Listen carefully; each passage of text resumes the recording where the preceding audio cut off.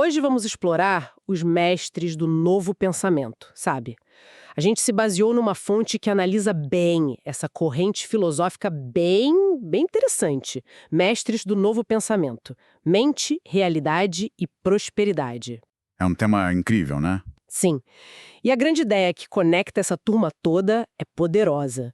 A mente, assim, como a força principal na criação da realidade que a gente vive. Exato. A nossa missão aqui é desvendar essa filosofia central e conhecer algumas figuras-chave por trás desse movimento. Ele deixou marcas, né? Marcas profundas no desenvolvimento pessoal moderno. Com certeza. Ok, vamos desvendar isso.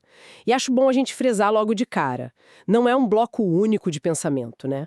Um novo pensamento é mais uma correnteza, eu diria. É uma boa imagem, sim. Tem princípios compartilhados, claro, mas com muitas variações.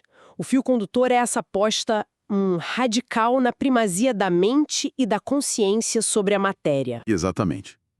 E um ponto de partida, assim, fundamental para entender isso é a ideia da divindade imanente. Divindade imanente.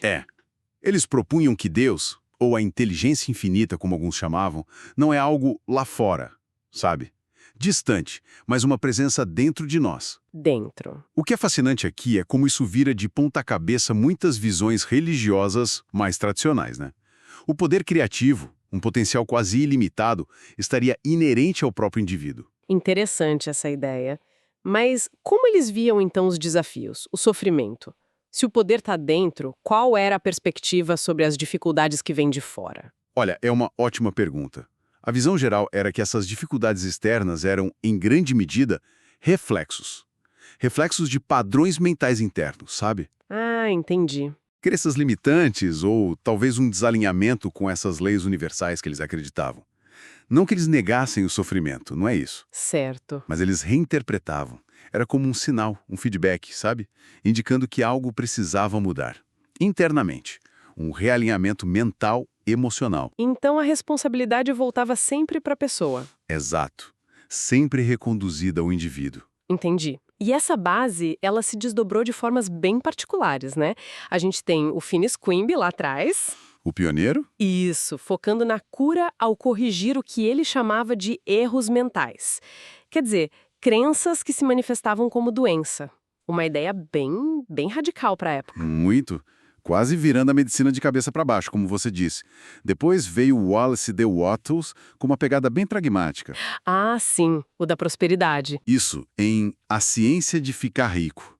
A visão dele era quase como se o pensamento pudesse interagir com uma substância amorfa inteligente que preenche tudo. Substância amorfa.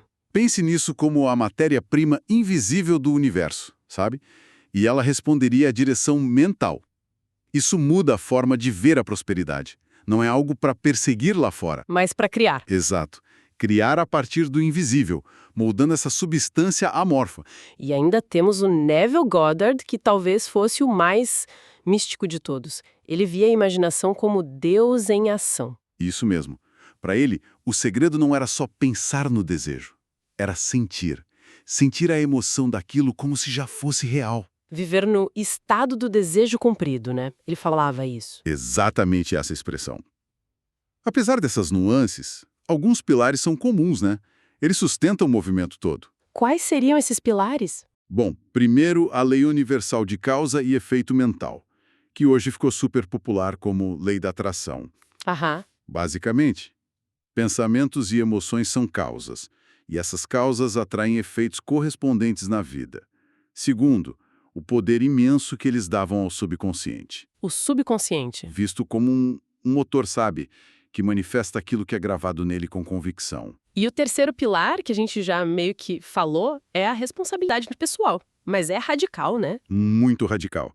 A ideia de que somos os arquitetos da nossa experiência, e não vítimas passivas das circunstâncias. É uma visão que empodera muito. Mas que também, claro, levanta debates, né? Sobre até que ponto isso não desconsidera fatores externos, sociais. Com certeza. Mas para eles o foco era total no poder interno. Entendi. E essa ênfase na responsabilidade nos leva direto para a aplicação prática. Porque o ponto crucial não era só entender a filosofia. Era viver, né? Exato. Era vivê-la. Eles desenvolveram e ensinaram técnicas, afirmações positivas, visualização criativa. A tal oração científica. Isso, que na verdade não era uma súplica, né? Era usar a oração como uma declaração focada da realidade que se desejava criar. E pensar que essas técnicas, hoje tão comuns em coaching, autoajuda, elas vêm direto daí. É uma linha direta impressionante. Totalmente. Eles queriam resultados palpáveis: saúde, prosperidade, paz interior.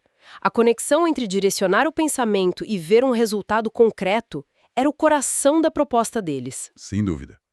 Havia uma intenção muito clara de tornar a filosofia uma ferramenta para transformar a vida mesmo.